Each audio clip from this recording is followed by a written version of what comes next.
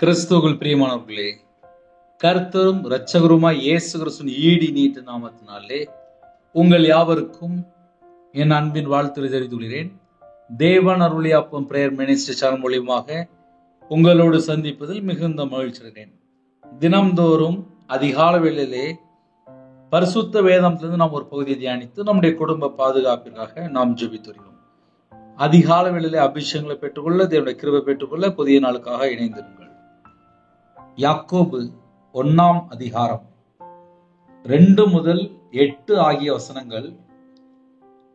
உங்க வீட்டுல கையில பைபிள் இருந்துச்சுன்னா நீங்க எடுத்து வைத்துக் கொள்ளலாம். புதிய ஏற்பாட்டிலே 312வது பக்கம், யாக்கோபு எழுதின பொதுவான நிருபம். கையில பைபிள் இருந்தா எடுத்து வைத்துக் கொள்ளலாம். என் சகோதரரே, நீங்கள் பலவிதமான சோதனைகளில் அகப்படும் போது, ஹல்லேலூயா, என் சகோதரரே என்று அழைக்கிறார்.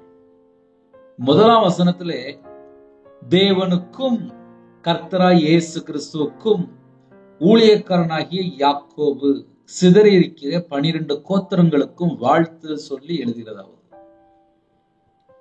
ஒரு நிருபம் யாருக்கு எழுதப்பட்டது என்பதை முதல் வசனத்தில் எழுதப்பட்டிருக்கு. தேவனுக்கும் கர்த்தராய் இயேசு கிறிஸ்துவுக்கும் ஊழியக்காரனாகிய யாக்கோபு சிதறி இருக்கிற 12 கோத்திரங்களுக்கு வாழ்த்து சொல்லி எழுதுகிறதா. இன்னைக்கு நமக்கு என்ன செய்தி அப்படின்னா, பலவிதமான சோதனைகளில் அகப்படும் போது, ரட்சிக்கப்பட்ட பிள்ளைகளு, ஞானஸ்தானம் எடுத்த பிள்ளைகளு, அபிஷேகம் பண்ணப்பட்ட பிள்ளைகளு, ஆவிக்குரிய பிள்ளைகளு, மனம் திரும்பி பாவ மன்னிப்பை பெற்றுக்கொண்டு இயேசுக்காக வாழ்ந்து கொண்டிருக்கிற பிள்ளைகளுக்கு பலவிதமான சோதனைகள் வரும்போது, அகப்படும் போது திணறிட்டு இருப்பாங்க. அண்ணே முடியலனே அப்படிம்பாங்க. அப்படின்னா என்ன அர்த்தம் அப்படின்னா, பலவிதமான சோதனைகளில் அகப்படும் போது. இது எல்லாருக்குமே, நம்ம எல்லாருக்குமே தேவையுள்ள சப்ஜெக்ட் தான். யாரெல்லாம் இயேசு கிறிஸ்துவை சொந்த ரட்சகரா ஏற்றுக்கொண்டு நம்ம எல்லாரும் வாழ்ந்து கொண்டிருக்கிறோமோ, நம்ம எல்லாருக்கும் உள்ள சப்ஜெக்ட் தான். ஒருவேளை நான் இன்னைக்கு தான் நான் அந்த செய்தியை கேட்கிறேன், நான் இன்னும் இயேசுவை ஏற்றுக்கொள்ளலையே அப்படின்னா, உங்களுக்கும் இந்த செய்தி இருக்கு. சில குடும்பத்துல சொல்லிடுவாங்க, பிரதர் எங்க குடும்பத்திலே எல்லாருமே வேற வழிபாடுல இருக்கிறாங்களே, எங்களுக்கு இதுல செய்தி இருக்கா? உங்களுக்கும் செய்தி இருக்கு. வசனத்தை கவனிச்சு கேட்டீங்கன்னா நம்ம எல்லாருக்கும் இதுல செய்தி இருக்கு. ஹல்லேலூயா. நீங்கள் பலவிதமான சோதனைகளில் அகப்படும் போது, பலவிதமான சோதனைகளிலே ஒரு சோதனை என்ன தெரியுமா? 24 மணி நேரமும் நம்ம கூடயே கிடக்கிறது யாரு? கையில இருக்க செல்போன் தான். சின்ன பையனையும் அட்டன் பண்ணுது, வாலிப பிள்ளையும் அட்டன் பண்ணுது, வாலிப பையனை அட்டன் பண்ணுது. 85 வயசான பாட்டி படிப்பாங்க, அவங்களும் ராத்திரி தூக்கம் வரல, என் பேரன் பேசல, என் பையன் பேசல, என் மகன் இறந்து போயிட்டா, என் பையன் இறந்து போயிட்டான், ஐயோ அப்படின்னு சொல்லி உட்காந்து புலம்பிட்டு 85 பாட்டி கூட கையில செல்போன் எடுத்து பார்த்துட்டு இருப்பாங்க. வீட்டுல இருக்கிற பிரச்சனை வேற பிரச்சனையா இருக்கும், இவங்க பார்த்தா கையில செல்போன் எடுத்து பார்த்துட்டு இருப்பாங்க. அப்ப பலவிதமான சோதனைகளிலே அகப்படும் போது, சரி நம்ம கையில செல்போன் எடுக்கிறோம், ஒரு பாட்டு கேட்கணும்னு சொல்லி எடுக்கிறோம், ஒரு கிறிஸ்துவ பாட்டு அப்படின்னு சொல்லி நம்ம எடுக்கிறோம்.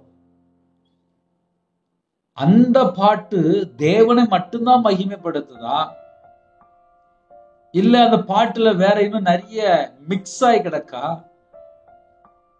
இல்ல அதுல அந்நிய கிரியை உள்ள கிடக்கா?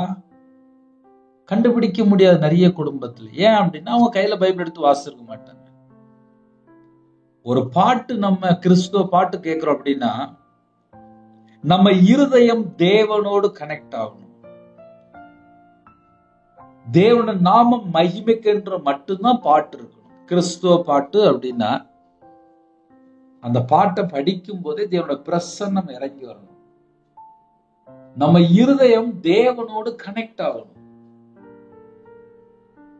தேவனோட நாமத்தை மகிமைப்படுத்தும் போது தேவனோட பிரசன்னம் இறங்கி வந்துடும். உதடுகளின் கனியாய் ஸ்தோத்திர பலி நாம் செலுத்தும் போது தேவன் அங்க மகிமைப்பட்டு. இன்னைக்கு காலையில் உள்ள செய்தி என்ன அப்படின்னா, பலவிதமான சோதனைகளில் அகப்படும் போது நிறைய வீட்டுல பலவிதமான சோதனைகளில் அகப்பட்டு வாழ்ந்துட்டு இருப்பாங்க, வெளியே சொல்ல முடியாது. இதுதான் நிறைய குடும்பத்தில் உள்ள கம்ப்ளைண்ட். ஒரு குடும்பத்துல ஒரு ஜெப குறிப்பு வந்துச்சு. அந்த ஜெப குறிப்பு என்ன அப்படின்னா, என் வீட்டுல உள்ள பிள்ளைகள் எப்ப பார்த்தாலும் செல்போன்ல தான் அடிமையா இருக்கிறாங்க, அப்படி இல்லைன்னா லேப்டாப்ல உட்காந்துருந்தாங்க, அப்படி இல்லைன்னா டேப்ல உட்காந்துருந்தாங்க. எல்லாமே வீட்டுல இருக்கு, வீட்டுல குடும்ப ஜெபம் இல்லை, சர்ச்சைக்கு வர மாட்டேங்காங்க. என் குடும்பம் இப்படி இருக்கு, இருதயம் ஃபுல்லா பாரமா இருக்கு. அப்ப என்ன காரணம்? நம்ம தான் வீட்டுல டிவி வாங்குறோம், நம்ம தான் வீட்டுல லேப்டாப் வாங்குறோம், நம்ம தான் வீட்டுல டேப் வாங்குறோம், நம்ம தான் செல்போன் வாங்குறோம். வீட்டுக்குள்ள எல்லா சகலவிதமான வசதி இருக்கு, சகலவிதமான வசதி இருக்கு, எல்லாமே இருக்கு. ஆனா நிம்மதி மட்டும் இல்லை, சமாதானம் மட்டும் இல்லை, சந்தோஷம் மட்டும் இல்லை. ஏன் சந்தோஷம் இல்லை, ஏன் சமாதானம் இல்லை, ஏன் நிம்மதி இல்லை, ஏன் மன மகிழ்ச்சி இல்லை அப்படின்னா, அந்த வீட்டுல தேவனோட நாமத்தை மகிமைப்படுத்தல, பாட்டு படிச்சு ஜெபிக்கிற பிள்ளைகள் இல்லை, எல்லாருமே பிஸியா இருக்கிறாங்க. நைட்டு ஒரு ஆள் சாப்பிடுது, காலையில் ஒரு ஆள் தூங்கிட்டு இருக்கு, மத்தியானம் ஒரு ஆள் எழும்புது, அப்புறம் சாயங்காலம் ஒரு ஆள் சாப்பிடுது, அப்புறம் நடுராத்திரில ஒரு ஆள் சாப்பிடுது. ஆக மொத்தம் வீடு சிஸ்டமேட்டிக்கா மாறி கிடக்கு. ஒரு குடும்பத்துக்குள்ளே குடும்பமா உட்கார்ந்து பேசி சிரிக்க நேரம் இல்லை. ஏன்னா அவங்க வேற சாஃப்ட்வேர் லைன்ல இருப்பாங்க. ஒவ்வொரு குடும்பமும் பலவிதமான சோதனைகளில் அகப்படும் போது, பலவிதமான சோதனைகளில் அகப்படும் போது அப்படின்னா, கிராமத்துக்குள்ள போய் பார்த்தா அங்க ஒரு பிரச்சனை இருக்கு. என் கணவர் தண்ணி அடிக்கிறார், என் பையன் தண்ணி அடிக்கிறான், அங்க ஒரு பிரச்சனை. பக்கத்துல சொந்தக்காரங்களுக்குள்ள சண்டை, சொத்து பிரச்சனை. ஒவ்வொரு குடும்பத்துக்குள்ளுமே பலவிதமான சோதனைகளில். இப்ப இந்த லேட்டஸ்ட், இப்ப நம்ம வாழ்றது கடைசி காலத்துல இப்போ என்ன சோதனை அப்படின்னா, 1ஆம் தேதி 2ஆம் தேதி ஆயிட்டுனா போது இஎம்ஐ, அப்புறம் ஃபைனான்ஸ், அப்புறம் வெளியில யார்ட்டையோ வாங்கியிருப்பாங்க, அதிக வட்டி வாங்கியிருப்பாங்க. இது எல்லாம் மன அழுத்தம். பலவிதமான சோதனைகளில் அகப்படும் போது ஒரு குடும்பத்துல ஒரு ஐயா ஜெபிக்க வந்தாங்க. வீடு பாதி கட்டிருக்கோம், அப்படியே நின்னுட்டு, அந்த வீட்டுல என்ன நடக்குன்னு தெரியல, எல்லாம் ஸ்டக் ஆயிட்டு. அந்த வீட்டுல பார்த்தா பலவிதமான சோதனை, பலவிதமான பிரச்சனை, பலவிதமான சோதனைகளில் அகப்படும் போது, இந்த செய்தி நிறைய குடும்பத்துக்குள்ள கவனிச்சு கேட்கறீங்க. நிறைய வீட்டுல நிம்மதியா இருக்காது, நிறைய வீட்டுல சந்தோஷமா இருக்காது. 2 பேர் பார்த்தா சிரிச்சு பேசுற மாதிரி தெரியும், ஆனா இருதயம் ஃபுல்லா பாரமா இருக்கும், இருதயம் ஃபுல்லா வேதனையா இருக்கும். வெளியே சொல்ல மாட்டாங்க, அம்மாட்டையும் சொல்ல மாட்டாங்க, அப்பாட்டையும் சொல்ல மாட்டாங்க, வயசான பாட்டிட்டையும் சொல்ல மாட்டாங்க. மனசுக்குள்ளே வச்சிருப்பாங்க. ஒரு 40-45 வயசா இருக்கும், ஹார்ட் அட்டாக் அப்படின்றாங்க, இல்லைன்னா சுகர் வந்துட்டு அப்படின்னா, இல்லைன்னா பிரஷர் அப்படின்னா. என்னன்னு கேட்டா மன அழுத்தம் அப்படின்பாங்க. ஏதோ ஒரு காரியத்தை உட்காந்து யோசிச்சுக்கிட்டே இருப்போம், பிரஷர் ஏறிடும். அப்ப என்ன அர்த்தம் அப்படின்னா, பலவிதமான சோதனைகளில் அகப்படும் போது, நல்லா யோசித்து பாருங்க. ஒரு 40 வயசுல ஒரு 60 வயசுல என்ன பிரச்சனை இருக்கும்? ஒண்ணு பிள்ளை கல்யாணம் முடிஞ்சிருக்கும், மருமகன் சரி இருக்க மாட்டான், இல்ல வீட்டுக்கு வந்து மருமக சரி இருக்க மாட்டான், இல்லைன்னா வீடு கட்டிட்டு இருப்பாங்க, இல்லைன்னா பிள்ளை காலேஜ் படிச்சுட்டு இருப்பாங்க. ஒரு குடும்பத்துல கொஞ்சம் பேங்க்ல நகை இருக்கும், இல்ல ஒரு வீடு கட்டி லோன் கட்டிட்டு இருப்பாங்க.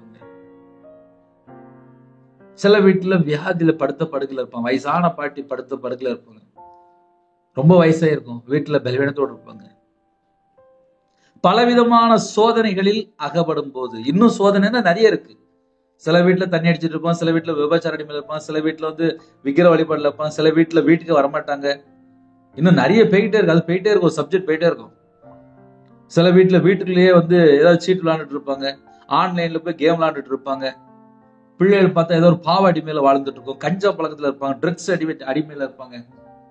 இப்ப ஏகப்பட்ட போதை நிறைய வித்தியாசமா இருக்குங்க. ஊசிங்கிறாங்க, மாத்திரைங்கிறாங்க, ஏகப்பட்டது இருக்குங்க. எங்கெல்லாம் யாரெல்லாம் எந்த பாவ அடிமையில இருக்கான்னு சொல்லி தெரியாது. பலவிதமான சோதனைகளில் அகப்படும் போது நெருங்கி நிற்கிற பாவம் என்று எழுதப்பட்டிருக்கு. சிலருடைய வாழ்க்கையில பாவங்கள் பின் தொடரும் என்று எழுதப்பட்டிருக்கு. ஒரு மனுஷன் பாவம் செஞ்சா என்ன ஆகுது அப்படின்னா தேவன மகிமை இழந்து போயிடுவான். வேதம் சொல்லுது, பாவியின் மேல் நாள்தோறும் சினம் கொள்ளுகிற தேவன். பாவம் செய்யும்போது ஆத்துமா செத்து போயிடும்.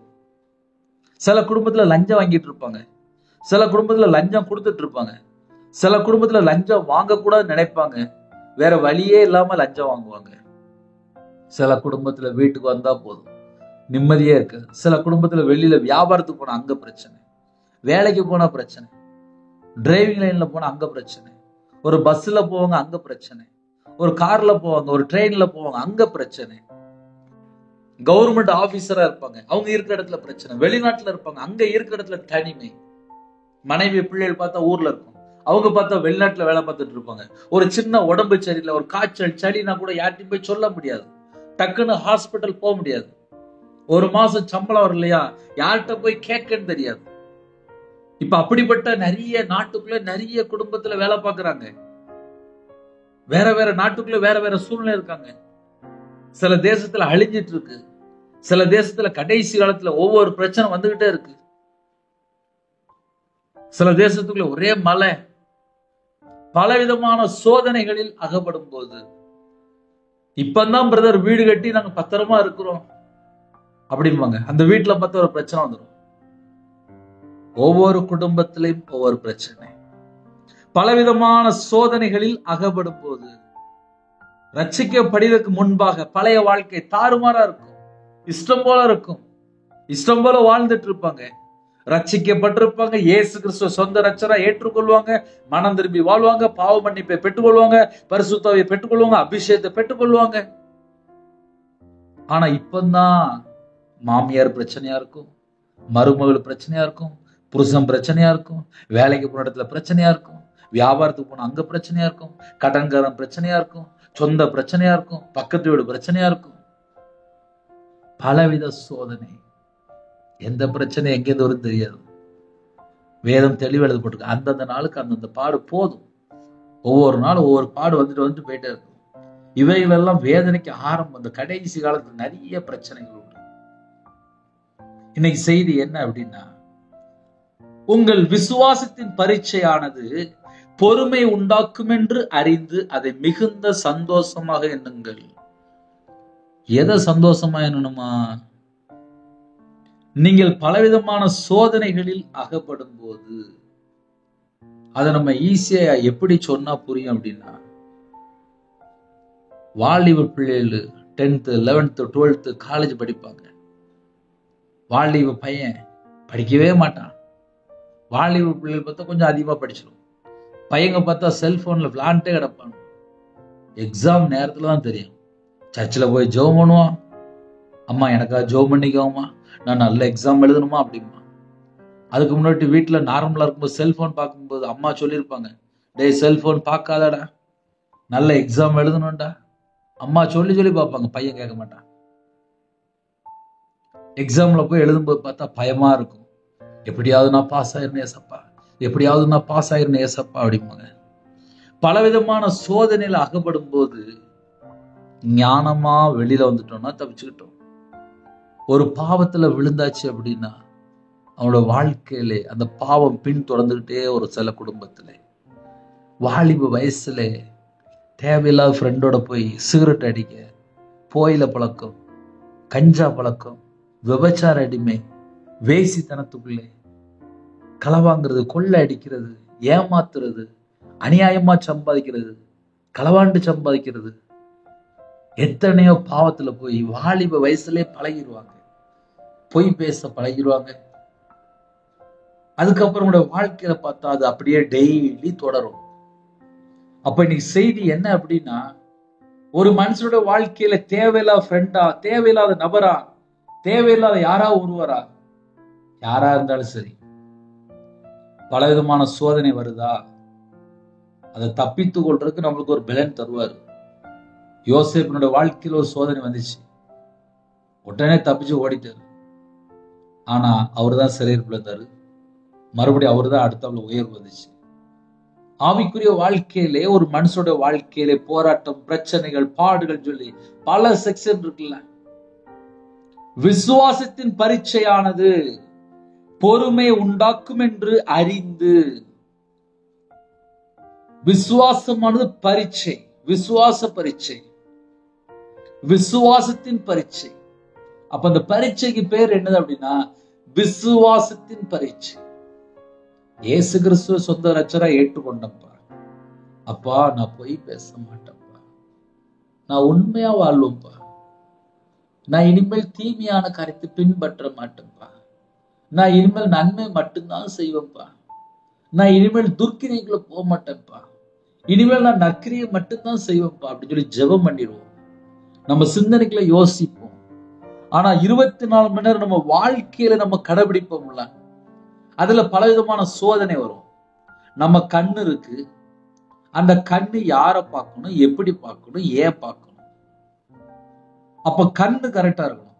24 மணி நேரம் கண்ணு கரெக்டா இருந்தாதான், கண்ணு வெளிச்சமா இருந்தாதான் முழு சரீரமும் வெளிச்சமா இருக்கு போட்டு. அந்த கண்ணுனால ஒரு தீட்டுப்படுற காரியத்தை பார்த்தாலோ, ஒரு தவறான காரியத்தை பார்த்தாலோ, ஒரு தேவையில்லாத காரியத்தை பார்த்தாலோ, இந்த கண்ணு ஸ்கேன் ஆகும்போது முழு சரீரமும் தீட்டுப்பட்டுருது. அப்ப பலவிதமான சோதனைகளிலே அகப்படும் போது, அத சிம்பிளா சொல்றேனே, சில குடும்பத்துல சுகர் அதிகமா இருக்கும்.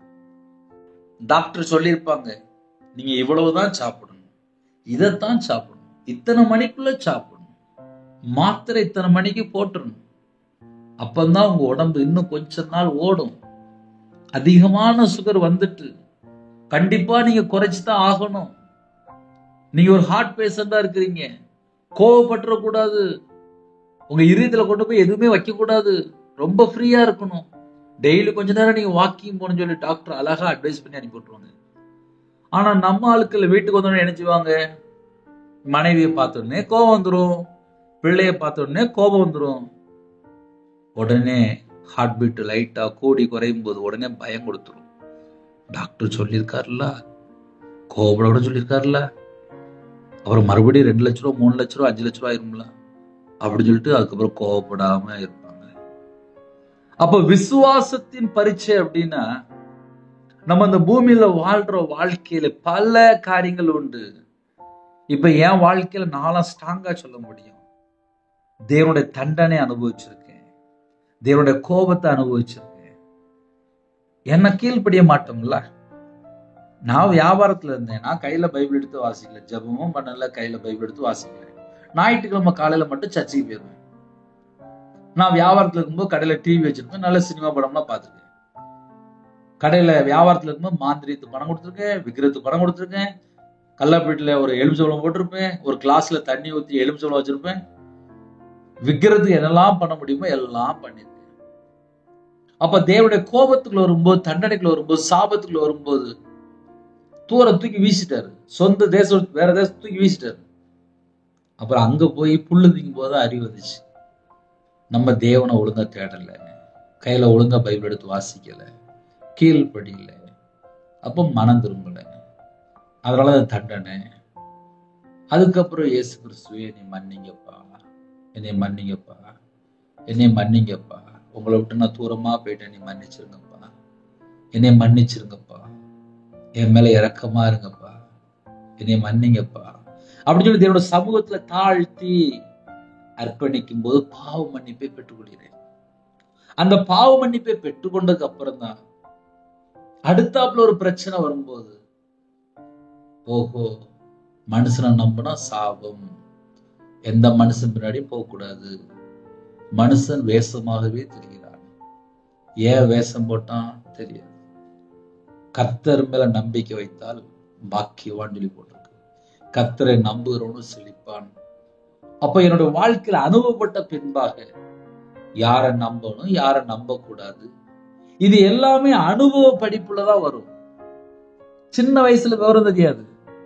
ஒரு வாலிப வயசுல அப்பதான் வண்டி ஓட்ட லைட்டா படிப்பாங்க. ஆனா கொஞ்சம் வருஷம் கழிச்சு ஒரு ஆக்சிடென்ட பார்த்துருப்பாங்க, இல்ல லைட்டா வண்டியில கீழே விழுந்திருப்பாங்க. அதுக்கப்புறம் பார்த்தா ஞானமா வண்டி ஓட்டுவாங்க. அப்ப பலவிதமான சோதனைகளில் அகப்படும் போது பலவிதமான சோதனை என்று எழுதப்பட்டிருக்கு. ஒரு வாலிப பையனா இருக்கலாம், வாலிப பிள்ளையா இருக்கலாம். வாலிப வயசுல அந்த ஒரு ஸ்டேஜை விட்டு தாண்டறதுக்குள்ள அவங்க பல பிரச்சனை சந்திக்க வேண்டியிருக்கும். அந்த பல பிரச்சனையில ஒரே ஒரு பிரச்சனை மட்டும் சிக்கி கொண்டா அவனோட வாழ்க்கை பல பிரச்சனைக்குள்ள போயிடும். அதுக்கப்புறம் அவங்களே சொல்லுவாங்க, வாலிப வயசுல அந்த பாவம் பண்ணிட்டப்பா, என்னை மன்னிச்சிருங்கப்பா, என்னை மன்னிச்சிருங்கப்பா, என்னை மன்னிச்சிருங்கப்பான்னு சொல்லி புலம்பிட்டு இருப்பாங்க. காரணம் என்ன? தேவன் எச்சரிப்பு கொடுப்பார். சர்ச்சையில போற எல்லா பிள்ளைகளுக்கும் ஆவியான அழகா பேசுவார். இந்த பாவம் பண்ணக்கூடாது, இந்த ஃப்ரெண்டோட பேசக்கூடாது, இந்த துன்மார்க்கமான வழியில போகக்கூடாது, இந்த பொல்லாத வழியில போகக்கூடாதுன்னு சொல்லி பல முறை எச்சரிப்பு கொடுப்பார். ஆனா நம்ம மக்கள் கேட்பாங்களா? கேட்க மாட்டாங்க. 2 அடி வாங்கினதுக்கு அப்புறம் தான் கேட்பாங்க. இது நிறைய வீட்டுக்குள்ள நார்மலா நடக்கும். அப்ப கர்த்தருடைய பிள்ளை ஆவிக்குரிய வாழ்க்கையில வளரணும் அப்படின்னா எவ்வளவு தூரம் தேவனோட சத்தத்துக்கு நம்ம கீழ்ப்படுகிறோமோ, தேவனோட வார்த்தைக்கு நம்ம கீழ்ப்படுகிறோமோ, விசுவாசத்துல வளர்றோமோ, அந்த அளவுக்கு தான் நமக்கு ஆசீர்வாதம். ஆபிரகாமுடைய ஆசீர்வாதம் வேணும்னா ஆபிரகாம் தேவனோட வார்த்தை கீழ்ப்படிந்தார். இன்னைக்கு கீழ்ப்படிகிற சப்ஜெக்ட் எங்க போச்சு? 24 மணி நேரமும் தேவனோட வார்த்தைக்கு கீழ்ப்படுகிறது தான் ஹையஸ்ட். ஒரு ஸ்கூல்ல ஒரு வருஷம் படிக்கிறோம், எக்ஸாம் கடைசி நேரத்துல ஒரு 5 எக்ஸாம் 6 எக்ஸாம் அப்படிம்பாங்க. 10 மாசம் டீச்சர் சொல்லி கொடுப்பாங்க, இப்படிதான் சொல்லி கொடுப்பாங்க. 10வது மாசம் தான் ஒரு 6 கொஸ்டின். அந்த 10 மாசமும் படிச்ச பாடத்தை ஞாபகப்படுத்தி எழுதணும். அதே போல கையில பைபிள் எடுத்து வாசிக்கிறோம், ஞாயிற்றுக்கிழமை சர்ச்சுக்கு போறோம், மெசேஜ் கேட்கிறோம், ஆவியானவர் நமக்கு கூட பேசுறாரு, நிறைய செய்தி கேட்கறீங்க. வாழ்க்கையில கடைபிடிக்கும் போது, அந்த அனுபவத்துக்குள்ள போகும்போது நிறைய காரியங்கள் நம்ம சிந்தனைக்குள்ள ஆவியானவர் பேசிக்கொண்டே இருப்பார். இப்படிதான் வாழணும், இதை செய்யக்கூடாது, இது தப்பு, இது கரெக்ட், நீ இப்படிதான் இருக்கணும், இந்த இடத்துக்கு போக கூடாது அப்படின்னு சொல்லி ஆவியானவர் எச்சரிப்பு கொடுப்பார். யாரெல்லாம் அந்த சத்தத்துக்கு செவி கொடுத்து வாழ்றாங்களோ அவங்கதான் மிகுந்த கனிகளை கொடுக்க முடியும். ஆவிக்குரிய 9 கனிகளிலே ஒரு கனி விசுவாசம். அப்ப நம்ம வாழ்க்கையில விசுவாச கனி செயல்படணும் அப்படின்னா ஒரு பரீட்சை முக்கியம். அந்த பரீட்சையில பாஸ் ஆகும் போதுதான் நம்ம நீடிய பொறுமையில இருக்கிறோமா என்று கண்டுபிடிக்க முடியும். சில குடும்பத்துல பண ஆசை வந்துட்டுனாலே போதும், விசுவாசத்தை விட்டு வலிவு கீழே விழுந்துருவாங்க.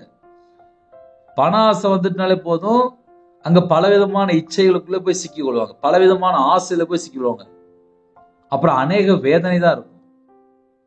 அப்ப பலவிதமான சோதனை அப்படின்னா அதுல பணம் ஒரு சோதனை, விபச்சார ஒரு சோதனை, இச்சை ஒரு சோதனை, பொருளாசை ஒரு சோதனை, கர்த்தரை விட்டு எதெல்லாம் நம்ம தள்ளி போறோமோ எல்லாமே சோதனை தான்ப்பா. ஒரே வார்த்தையா சொல்லணும் அப்படின்னா, ஒரு மனுஷன் இயேசு கிறிஸ்துவை விட்டு தள்ளி போறான் அப்படின்னாலே அவன் எங்கேயோ போய் ஒரு சோதனைக்குள்ள போய் சிக்கி கொண்டு கிடக்குறான்னு அர்த்தம். பிசாசுடைய ஒரு வலையில கிடக்குறான்னு அர்த்தம். ஏன்னா இப்ப இந்த பிசாசு எந்த டைப்ல விரிக்குன்னு சொல்லி தெரிய மாட்டேங்குது. வெளியில போனா அங்க ஒரு பிரச்சனை, அங்க போனா ஒரு பிரச்சனை, அங்க போனா ஒரு பிரச்சனை, அங்க போனா ஒரு பிரச்சனை, பலவிதமான சோதனைகளில் அகப்படும் போது, ஐயா நீங்க பேசுற பார்த்தா எங்க வாழ்க்கையில அப்படியே இதெல்லாம் நடந்துட்டு இருக்கே அப்படிம்பாங்க சில குடும்பத்துல. ஒரு குடும்பத்துல ஒரு சகோதரி அந்த மகள்கிட்ட பேசிட்டு இருக்கும்போது சொன்னாங்க, அண்ணா எங்க வீட்டுல நீங்க நடந்த அங்க எப்படி சொல்றீங்க, இதுதான் இன்னைக்கு எங்க வீட்டுல நடந்துச்சு அப்படின்னாங்க. இது எதுக்கு சொல்லித்தர அப்படின்னா, ஒவ்வொரு வீட்டுக்குள்ளயுமே ஒவ்வொரு பிரச்சனை ஓடிட்டு இருக்கு. ரட்சிக்கப்பட்ட பிள்ளைகள் தான், சர்ச்சைக்கு போற பிள்ளைகள் தான், இயேசு கிறிஸ்துவை ஏற்றுக்கொண்ட பிள்ளைகள் தான். ஆனா வீட்டுல என்ன பிரச்சனை நடக்கு தெரிய மாட்டேங்குது. பலவிதமான சோதனை நடந்துட்டு இருக்கு. இயேசு கிறிஸ்து 40 நாள் உபவாசம் இருந்தார். அந்த 40 நாள் உபவாசம் இருக்கும்போது சாத்தானால் சோதிக்கப்பட்டு, இந்த கடைசி காலத்துல எத்தனையோ குடும்பத்துல உபவாசம் இருக்கிறாங்க, இரவு மூலமா ஜெபிக்கிறாங்க, புருஷன் மூலியமா பிரச்சனை வருது, பிள்ளை மூலியமா பிரச்சனை வருது, பக்கத்து வீட்டு மூலியமா பிரச்சனை வருது, சொந்த ஜன மூலியமா பிரச்சனை வருது, வேலைக்கு போனா பிரச்சனை வருது, வியாபாரத்துக்கு போனா பிரச்சனை வருது, ஒரு வீடு கட்டினா பிரச்சனை வருது, கொஞ்சம் நகையை சேர்த்து வச்சுட்டா அப்புறம் அங்க ஒரு பிரச்சனை வருது. எத்தனை பிரச்சனை. 1ஆம் தேதி ஆயிட்டுனா போதும், வீட்டு வாடகை கொடுக்கணும், கரண்ட் பில்லு, ஸ்கூல் ஃபீஸ், வீட்டில் உள்ள ஜாமான், அப்புறம் டியூ, அப்புறம் குழுக்குள்ள பணம், அப்புறம் ஃபைனான்ஸ். இது எல்லாமே பல சோதனையில தான் ஜனங்கள் போயிட்டு இருக்கிறாங்க. அப்ப பலவிதமான சோதனைகளில் அகப்படும் போது உங்கள் விசுவாசத்தின் பரீட்சையானது பொறுமையை உண்டாக்கும் என்று அறிந்து. அப்ப விசுவாசத்தின் பரீட்சை பொறுமை உண்டாக்குமா?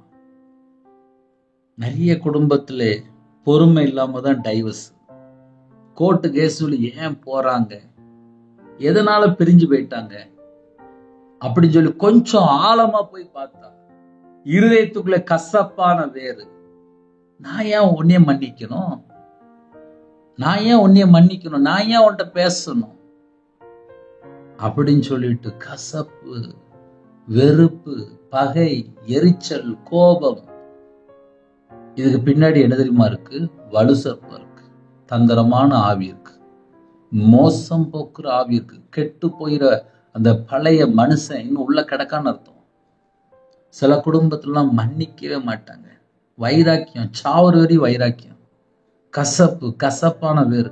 கசப்பான வேறு இருந்துச்சுன்னா அநேகர் தீட்டுப்பட்டுருவாங்க. தீட்டுப்பட்டாச்சுன்னா பரலோகத்துக்கு போக முடியாது. நான் உள்ளதை அப்படியே சொல்லித்தரேன். வெளிப்படுத்தின விசேஷம் 21ஆம் அதிகாரம் கடைசி வசனம் எழுதப்பட்டிருக்கு. தீட்டுள்ளதும் அருவருப்பும் பொய்யையும் நடப்பிக்கமாய் ஒன்றும் அதில் பிரவேசிப்பதில்லை. ஆட்டுக்குட்டியான ஜீவபஸ்ல எழுதப்பட்டவர்கள் மாத்திரமே அதில் பிரவேசிப்பார்கள். நான் பரலோகத்துக்குள்ள போகணும் அப்படின்னா என் இதயத்துல ஒரு கசப்பு வரக்கூடாது, ஒரு வெறுப்பு வரக்கூடாது, ஒரு பகை வரக்கூடாது, ஒரு கோபம் வரக்கூடாது, ஒரு எரிச்சல் வரக்கூடாது. ஆனா இன்னைக்கு அவளை வீட்டுக்குள்ள என்ன வருது?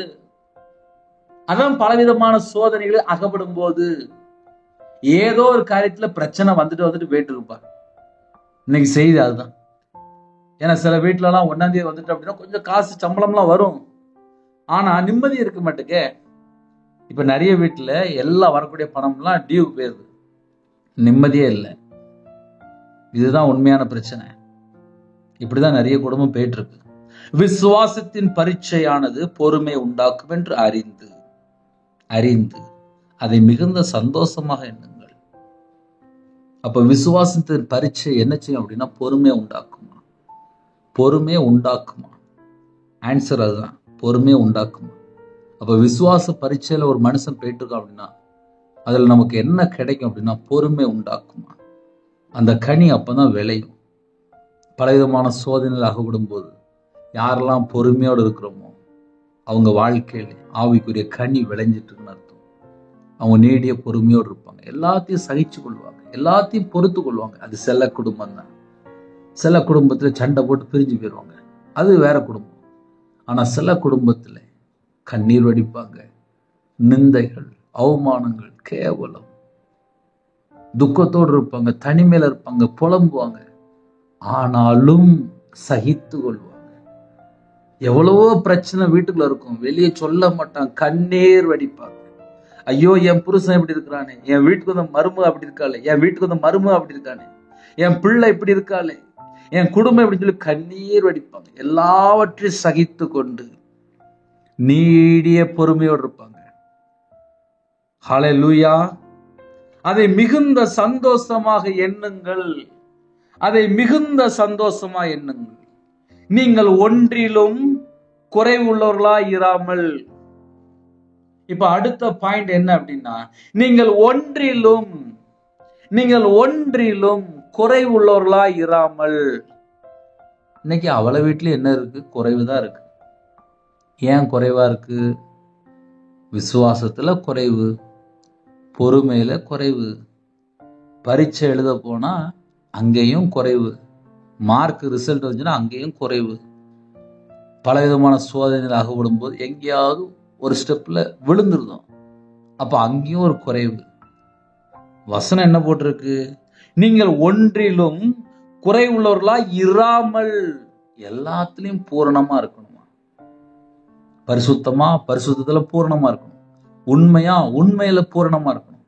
பொய் பேசக்கூடாது. ஆமா, நான் பேச மாட்டேன், இச்சை அது எனக்கு வேண்டாம். அப்படி எல்லாத்துலயுமே பூரணம் பூரணம் பூரணம் பூரணம்.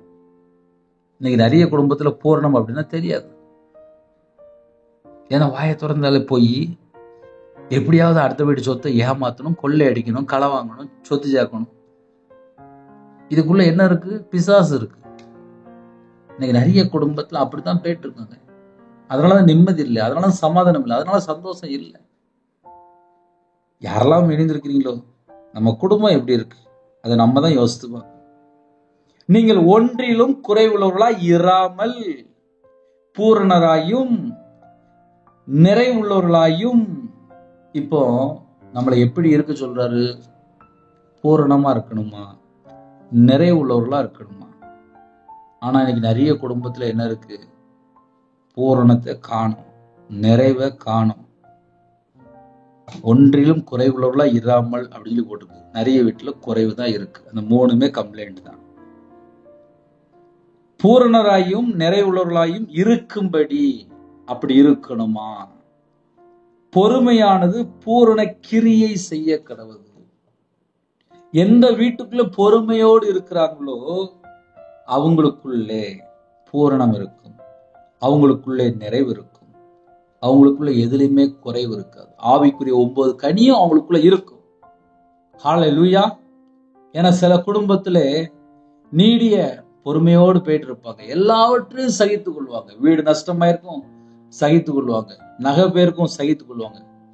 புருஷன் பலவிதமான பிரச்சனைல சிக்கப்பட்டிருப்பாங்க, சகித்துக் கொள்வாங்க. எல்லாம் போன நிலைமையில கூட சகித்துக் கொள்வாங்க.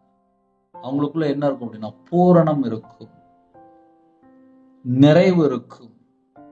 அவங்க ஒன்றிலுமே குறைவுள்ளவர்களா இருக்கவே மாட்டாங்க. இது நிறைய வீட்டுக்குள்ள யாருக்கு இருக்கும் அப்படின்னா ரொம்ப கஷ்டப்பட்டு ரொம்ப வேதனைப்பட்டு சில தாய்மார்கள் இருப்பாங்க. புருஷன் வீட்டுக்கு வந்தா தவறான வார்த்தையை பேசிடுவாரு, தவறான தொடர்புல இருப்பாங்க, தவறான கருத்துல அடிமையா இருப்பாங்க. இதெல்லாம் தெரிஞ்சு கூட பக்கத்துல சர்ச்சில் போய் கண்ணீர் வடிச்சு ஜெபம் பண்ணிட்டு இருப்பாங்க. அப்பா என் புருஷன் மனம் திரும்பணும்ப்பா, என் புருஷன் ரட்சிக்கணும்ப்பா, என் புருஷன் மனம் திரும்பணும்ப்பா, என் புருஷனை தொடுங்கப்பா, என் பையனை தொடுங்கப்பா, என் பிள்ளைய தொடுங்கப்பா, என் குடும்பம் ரட்சிக்கப்படணும்ப்பா, என் குடும்பம் மனம் திரும்பணும்ப்பா, என் குடும்பம் மனம் திரும்பணும்ப்பா, என் குடும்பம் பாவ மன்னிப்பை பெற்றுக்கொள்ளும்ப்பான்னு சொல்லி புலம்பிட்டு இருப்பாங்க. யாரு? பூரணம் நிறைவு ஒன்றிலும் குறைவில்லாமல் இருக்கிறவங்க. பொறுமையானது பூரண கிரியை செய்ய கடவுது.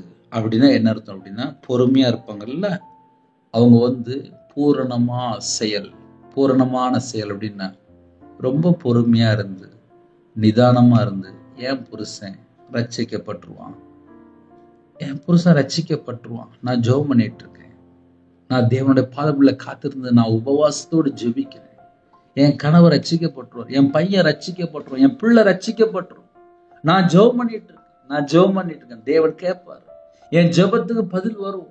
கண்ணீரோடு ஆலயத்துல போய் கண்ணீரோடு உபவாசத்தோடு ஜெபம் பண்ணிட்டு இருப்பாங்க. சில குடும்பத்துல தாய்மார்கள் அப்படித்தான் இருப்பாங்க. கஷ்டப்பட்டு 10 மாசம் பிள்ளைய பெற்றிருப்பாங்க.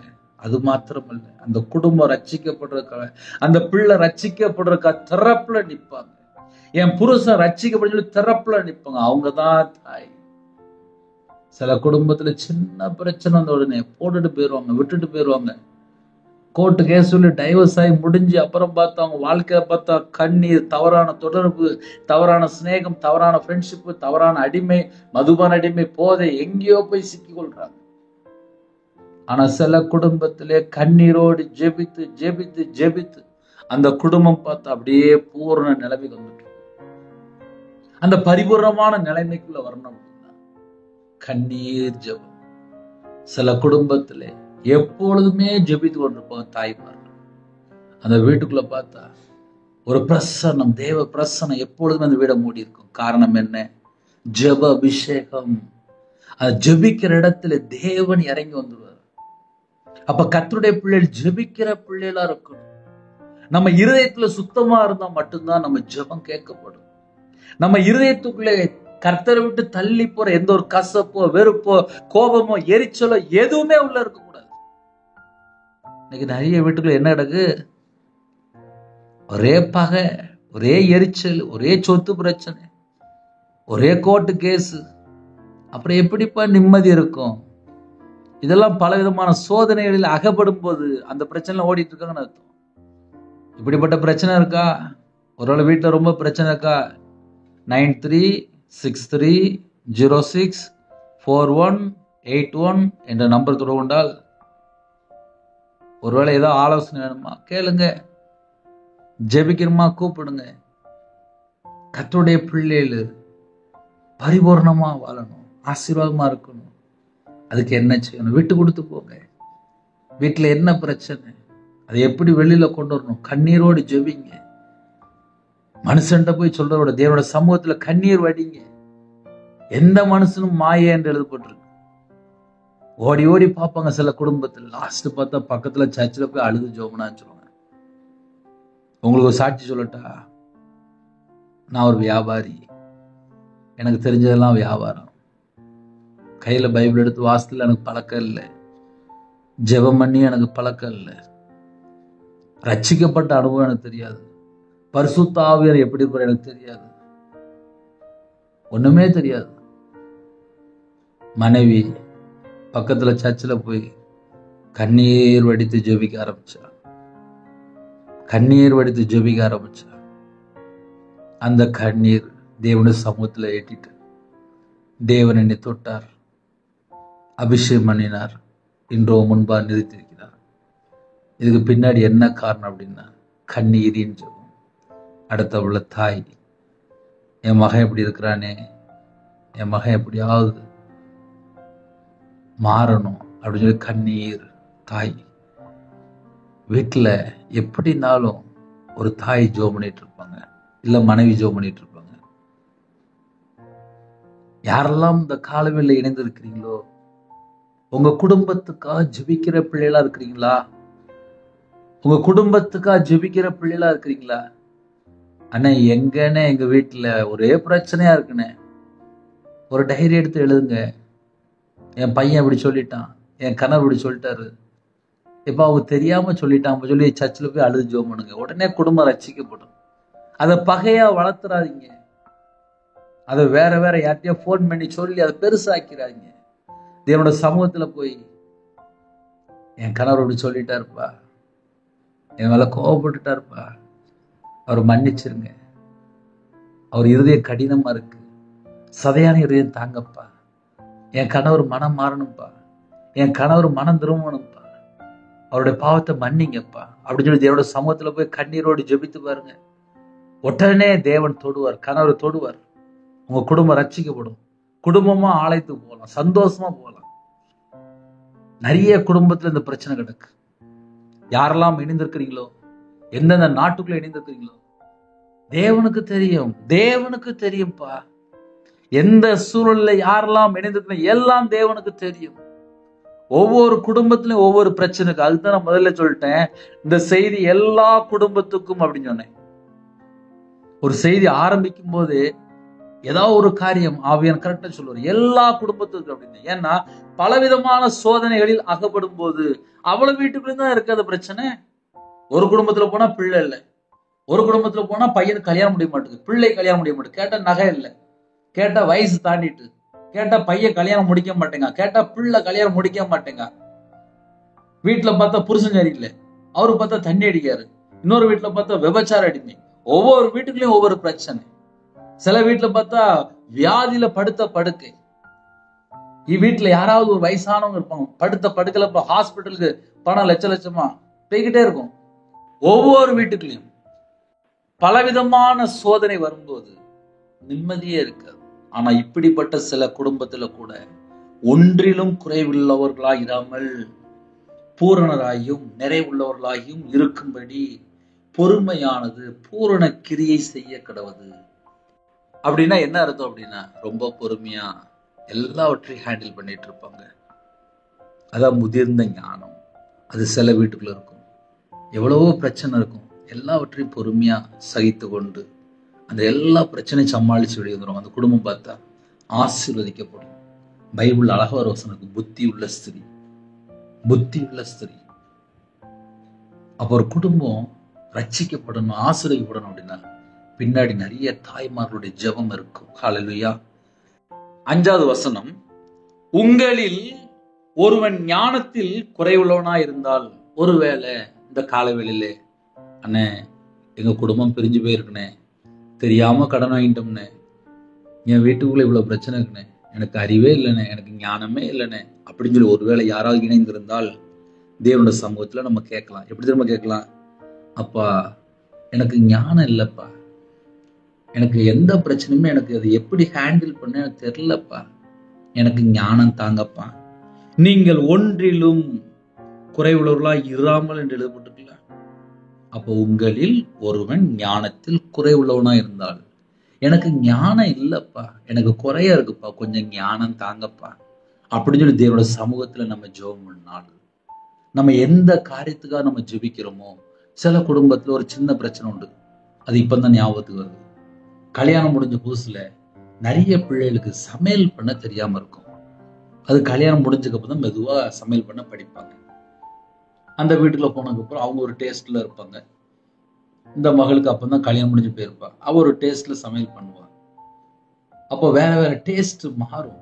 ஏன்னா அவங்க வீட்டுல கொஞ்சம் உப்பு ஜாஸ்தியா சேர்ப்பாங்களா இருக்கும், இல்ல புளிப்பு ஜாஸ்தியா சேர்ப்பாங்க. அப்ப அப்படிப்பட்ட வீட்டுக்குள்ள ஒரு மருமகள் உள்ள போகும்போது அந்த மருமகள் எப்படி ஜெபம் பண்ணணும் அப்படின்னா, அப்பா அந்த வீட்டுக்குள்ள நான் எல்லாருக்கும் திருப்தியா சமையல் பண்ணி விடணும், சமையல் பண்ற எனக்கு ஒரு ஞானம் தாங்கப்பா.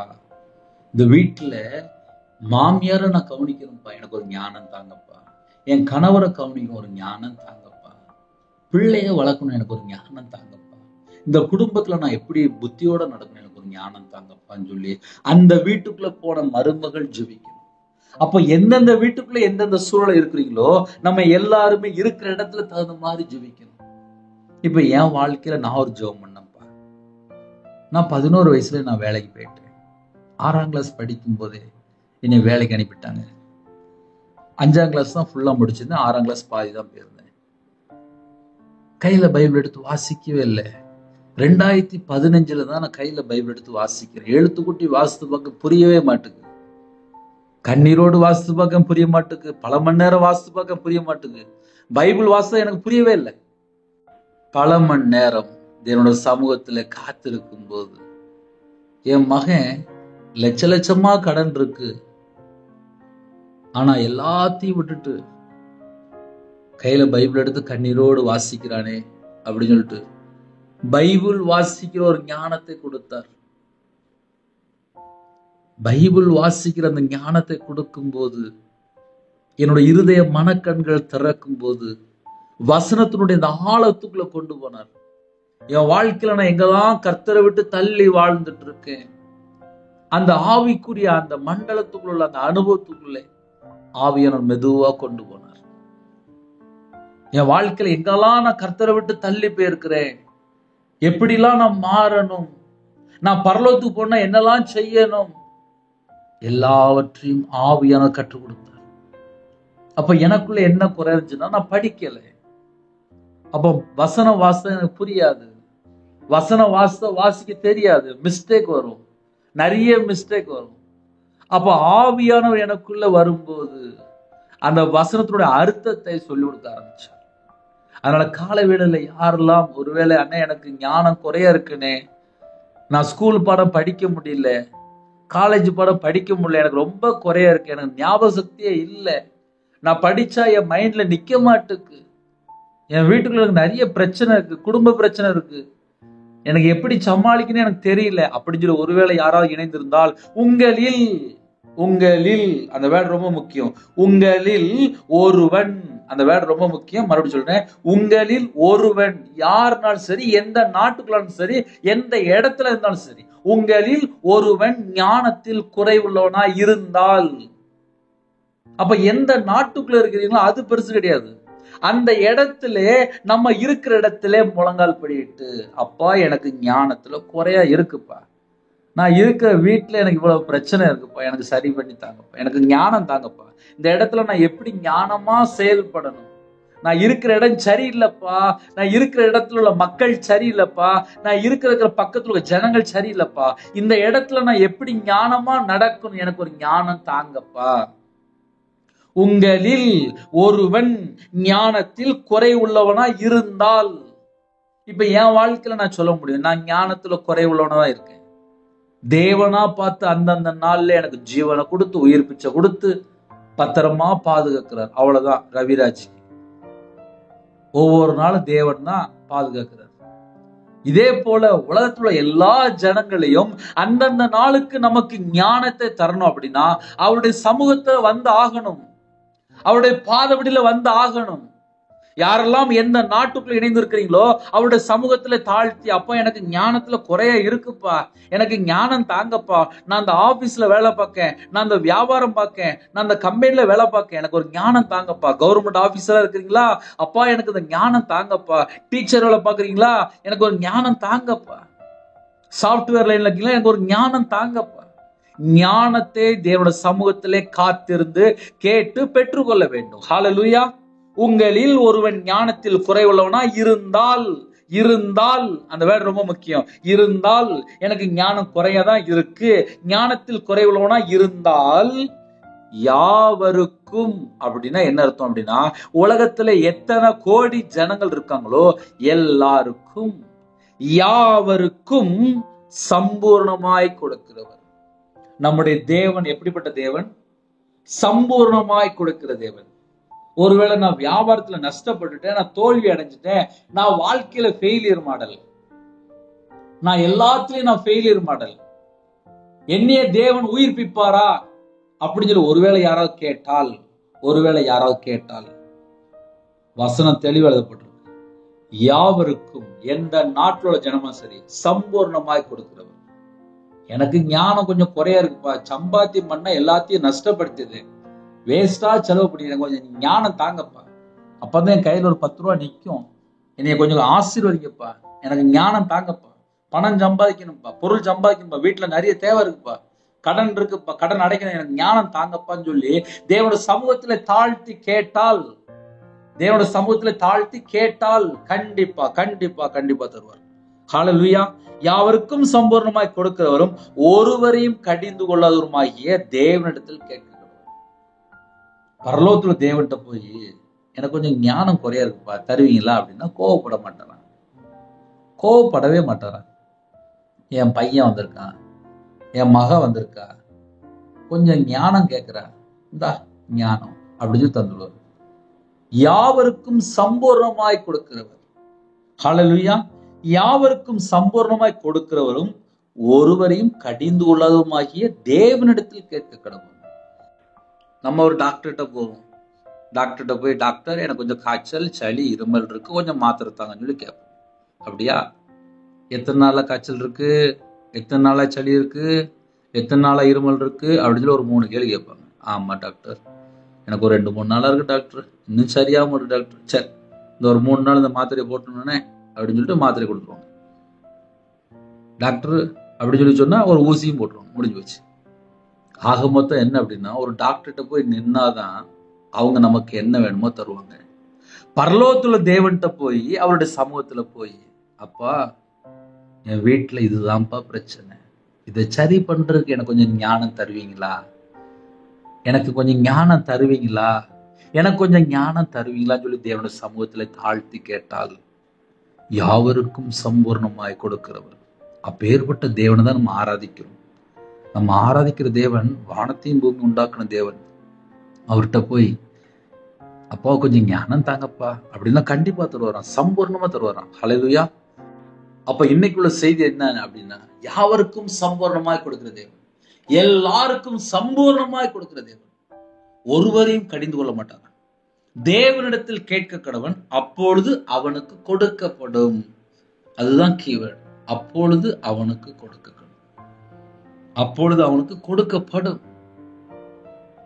அப்ப நம்ம தேவன்கிட்ட கேட்டா ஞானம் தருவாரா தரமாட்டாரா? அப்பொழுது அவனுக்கு கொடுக்கப்படும், அப்பொழுது அவனுக்கு கொடுக்கப்படும். ஞானம் வேணும்பா, நான் வேலை செய்யற இடத்துல, நான் வியாபாரத்துல இருக்கிற இடத்துல, நான் வேலை செய்யற ஆபீஸ்ல, படிக்கிற பிள்ளை படிப்புல எனக்கு ஒரு ஞானம் தாங்கன்னா உடனே தருவார். ஹல்லேலூயா. இந்த செய்தி உங்களுக்கு பிரயோஜனமா இருந்துச்சு அப்படின்னா மற்றவங்களுக்கு ஷேர் பண்ணுங்க. இருக்கிற இடத்துல கண்களை மூடி நாம் ஜெபம் செய்வோம்.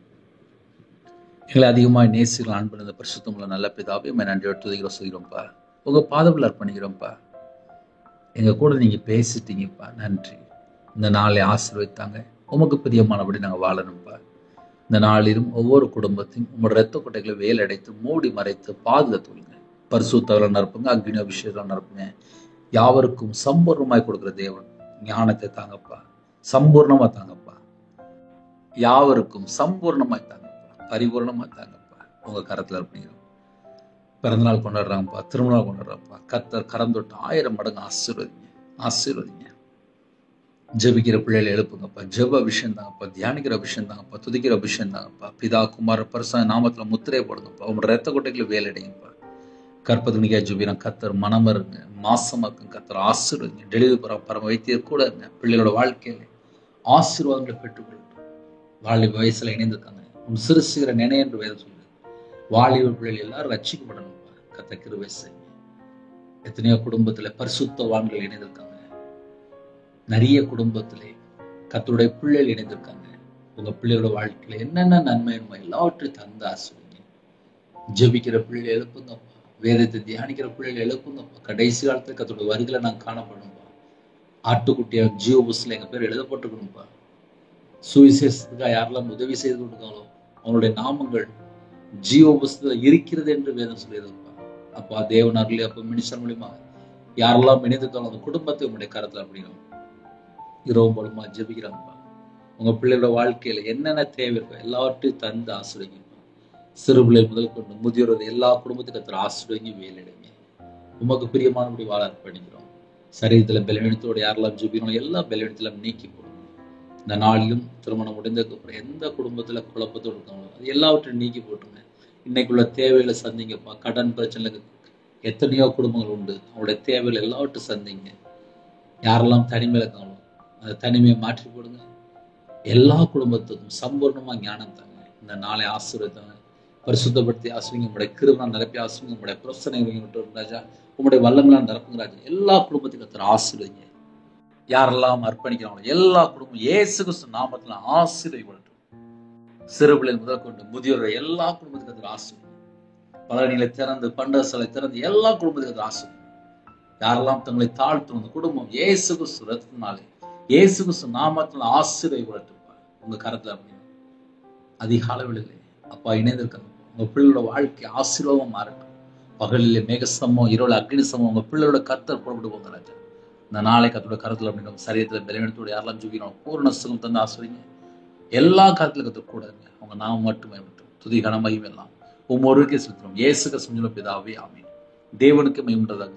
கர்த்தர் தாமே உங்களை உங்கள் குடும்பத்தில் சகல காரியத்தையும் சம்பூர்ணமா திருப்தியாக கர்த்தர் கூட இந்த ஆசீர்வதிப்பாராக ஆமென். கர்த்தராகிய இயேசுவின் கிருபையும் பிதாவாகிய அன்பும் பரிசுத்தருடைய ஐக்கியமும் இப்பொழுதும் எப்பொழுதும் சதா காலங்களிலும் நம்மளோடு கொடுப்பதாக ஆமென். கிறிஸ்துவில் பிரியமானவர்களே, 9363064181 என்ற நம்பர் கொண்டால் நாங்கள் உங்களுக்காக குடும்பத்தை ஜெபிப்போம். நீங்களும் என்னுடைய ஊழியக்காக தொடர்ந்து ஜெபித்துள்ளுங்கள். God bless you.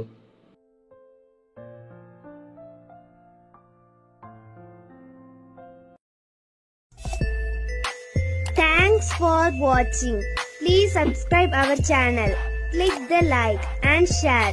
Click the bell. God bless you.